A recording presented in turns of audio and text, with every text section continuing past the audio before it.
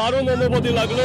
Breaking news, আপনারা দেখতে পাচ্ছেন সরাসরি যুব ভারতী ক্রীড়াঙ্গন থেকে রাজুদা পকেট পরোটার স্বপ্নপূর্ণ সেই দৃশ্য। রাজার পা মাটিতে পড়তে না পড়তে আবারও ভাগ্য খুলে গেল সেই ভাইরাল পরোটা বিক্রেতা রাজুদার। এই মুহূর্তে আপনারা দেখতে পাচ্ছেন সরাসরি যুব ভারতী ক্রীড়াঙ্গন থেকে লাইভ টেলিকাস্ট। ফুটবল প্রেমীরা তাদের টাকা মেসির হাতে তুলে দিয়ে রাজুদার স্বপ্ন পূরণে সহায়তা করলেন। আমরা দেখে নেব রাজুদা কি বলতে চাইছে।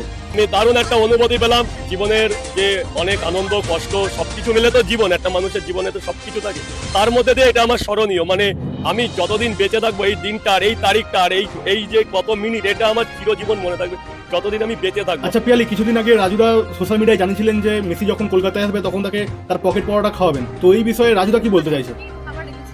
রেখেছিলাম বলতে আমি পকেট পরোটা আনার চেষ্টা করেছিলাম, হয়নি, যেহেতু সম্ভব না। ভারত ব্রেকিং নিউজ, এই মুহূর্তে আপনারা দেখতে পাচ্ছেন যুব ভারতী ক্রীড়াঙ্গনে দর্শকরা রেগে উত্তাল হয়ে উঠেছে। দর্শকরা রেগে গিয়ে মাঠের মধ্যে বোতল, চেয়ার, এমনকি গ্যালারির বক্সটাও ভেঙে ফেলছে। এর পেছনে কারণটা কি হতে পারে? রাজুদাকেও দেখতে পাই নাই, আমরা রাজুদাকে দেখবো বলে এসেছিলাম। রাজুদা দেখতে পাচ্ছেন 10,000 টাকার টিকিট কেটে রাজুদাকে দেখতে আসা সাধারণ মানুষ যখন গ্যালারির মধ্যে রাজুদাকেই দেখতে পেল না, তখনই এরকম ভয়ঙ্কর মর্মান্তিক পরিস্থিতির সৃষ্টি হয়। এর পেছনে কি 26-এর ভোটের সরকারের পরিবর্তনের কোনো জল্পনা রয়েছে? আসুন দেখে নেওয়া যাক সাধারণ পাবলিক এই বিষয়ে কি বলতে চাইছে। মেসিকে দেখায়নি, আমাদের নেতা মন্ত্রীদের মুখ দেখিয়েছে যাতে 12 মাস আমরা দেখি।